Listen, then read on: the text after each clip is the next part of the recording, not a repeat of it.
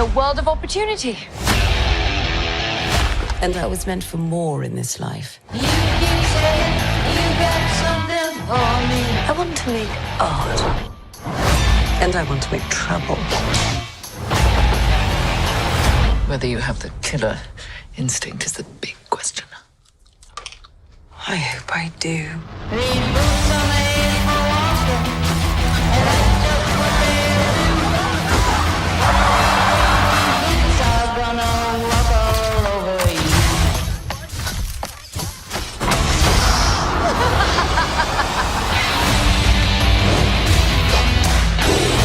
I am woman.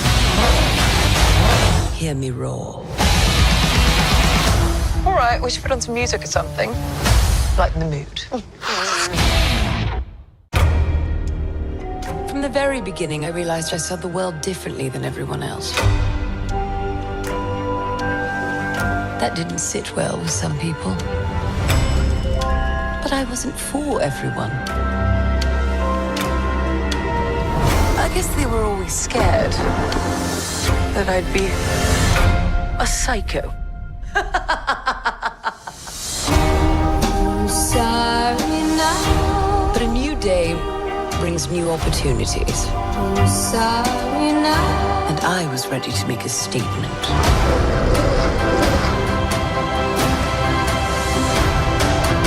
How does the saying go? I am woman, hear me roar.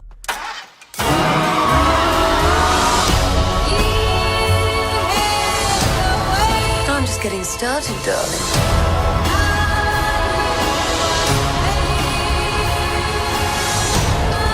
The thing is, I was born brilliant, born bad, and a little bit mad. I'm glad that you're sorry. I'm Cruella. No.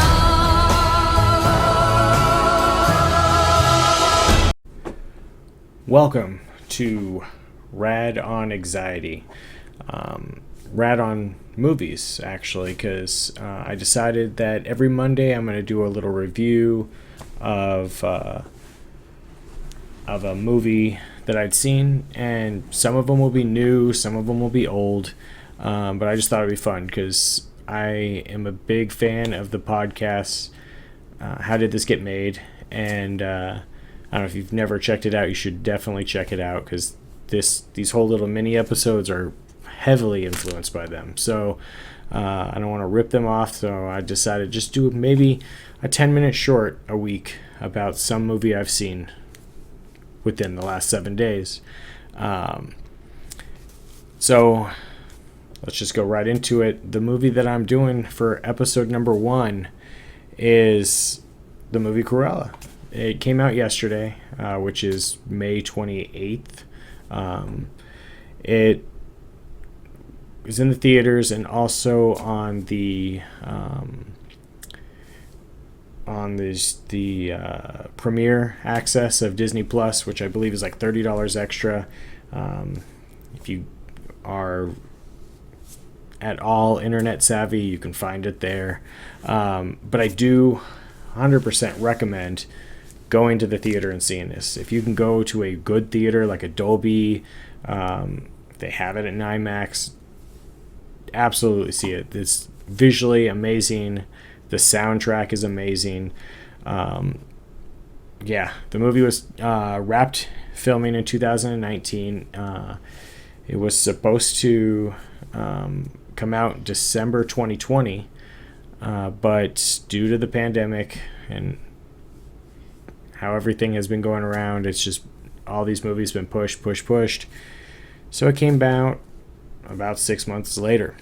It was announced in 2016 that Emma Stone was going to be the title character, and honestly, she's not somebody that would have ever come to my head of that's the person that I would pick for Cruella.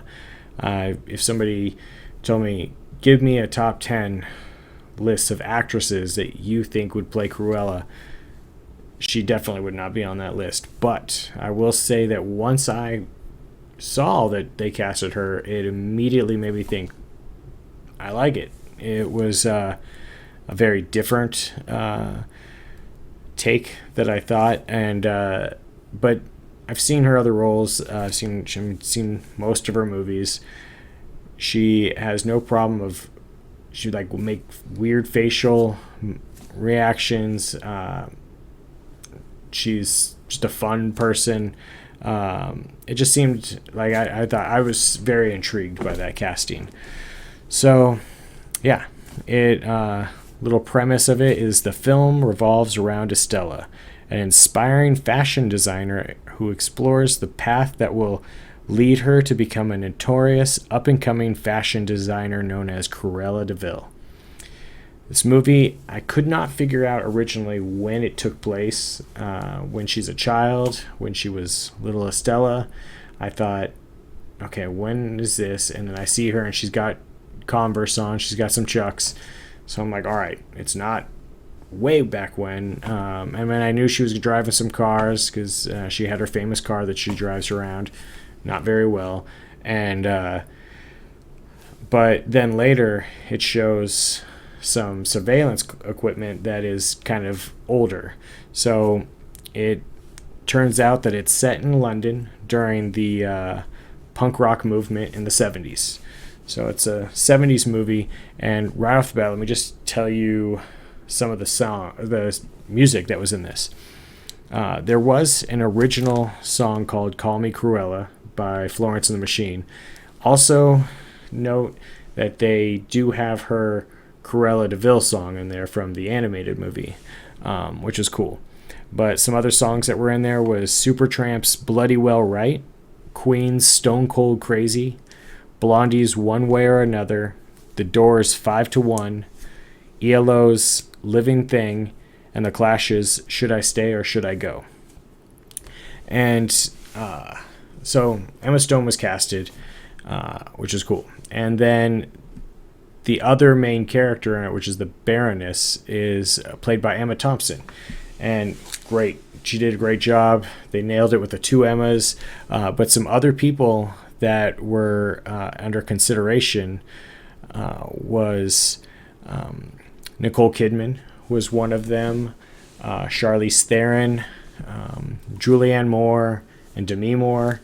But I think that Emma Thompson was the right choice because she, sometimes when I feel like Nicole Kidman, I would have just kept thinking that it's Nicole Kidman, and they. So I think they did the right choice. Emma Thompson just did a great job. I don't know who directed this movie, but definitely just did a great job. The costume design, great. The just visuals, everything was just really, really cool. The animals in there, which I know some people complained and said like, some of the animals look too fake. Which, I mean, sometimes it did. Not gonna even sugarcoat that, but I still like seeing them, and especially this little dog named Wink. And if you see it, I think you'll like that Chihuahua too. But yeah, so that this is the third 101 Dalmatian adaptation. Emma Stone executive produced, and a fun fact is that Glenn Close, who originally portrayed Cruella de Vil, also executive produced. So it was cool. And apparently, I don't know how accurate this is. It says that it's actually set in the same kind of universe as the other ones, but I don't know about that. There is an end credit scene, so stick around for that. It does. So that's kind of. I mean, it's kind of foreshadows if they do another movie. I hope they don't. I like it leaving where it's at, so then there's this period of time that goes by that you're like, I don't know, like they don't actually nail like when she goes full Cruella. I just don't see Disney actually going that full. I don't think that there's no way to have a happy ending, and Disney tends to only do that. Maleficent, I haven't seen the second one, but Maleficent was definitely one where you kind of sympathize with them, and I didn't really want to do that. You do sympathize with her a little bit, but it leaves it for room for her to just be bad. But yeah, so I thought also real quick before I exit out of here was to read some reviews from IMDB. So let's start with the 10 out of 10, the people that love this too. I don't know what this person's name. Contortionist 39452 says, one of the best films I have ever watched. Soundtrack is also epic. I don't like to use the word epic when it's really not epic, but the soundtrack is great. So it's not too far off. Just watch it. Unique style, gripping, and fun. Really, really loved it. Best live action Disney has ever made. That is what Mathis Lino says. Phenomenal prequel. Both Emmas are stunning. Sim, I don't even know how to pronounce it. Really good. The darkness, the story, everything was great. I loved it so much and really enjoyed it. Wow. Disney massively upped their game. It was amazing. Best movie in a while. Best Disney movie ever. So there's a lot of people that just really, really loved it. But the fun ones are when you start doing the 1-star reviews, because this is where it gets a little bit more interesting. That's Easier says, headline, Women Treating People Terribly. What a great movie about women treating everyone around them terribly as usual, taking no accountable and stepping over anyone for their own personal agendas that benefit no one but themselves. That person did not like the movie. Tepid at best. The reimagination and ruination of a Disney icon villain. Mind-numbing. Boring, unoriginal Joker ripoff. Cringe. Watch if you want to waste 2 hours of your life. The entire movie is unbearable. Don't watch it if you have some taste. That's what Colum Bailey 38810 says. So this one I thought was interesting by W. Bogdan. 101 Dalmatians plus The Devil's Wears Prada plus Birds of Prey and the Fabulous Emancipation of One Harley Quinn equals Cruella. There, I've saved you 2 hours. Again, I don't get any Harley Quinn vibes. I feel like if people all of a sudden they're even just their costume design is anywhere wild, and people always just assume, or like in the eye makeup, people are like, Harley Quinn. This also from Here Is Hunter, and it's not even like Here Is Hunter, it's like Here Is Hunter. Worst movie Disney made for a while, normalizing animal abuse, furries, and more. Disappointed, an inconsistent mess of full of boring tropes. Terrible, unoriginal, such a bad take. A coat made from puppies. Barf. Can a person no longer be cruel? There's a lot of 1-star reviews, if you are ever bored, are a great way to pass time. But I will say Cruella is definitely not a 1-star review. Like I said, I watched it in my backyard on a projector. It was great, but I do plan on going back and watching it in a theater because I feel like that's the way it should be seen. With people going back to theaters, it's hard to tell, like, what's the movie that you really need to go back and see, or what's the one that should bring you back to the theater. And I 100% say go see this movie. I enjoyed it. I feel like other people will too. So I bid you adieu, and I'll see you next week.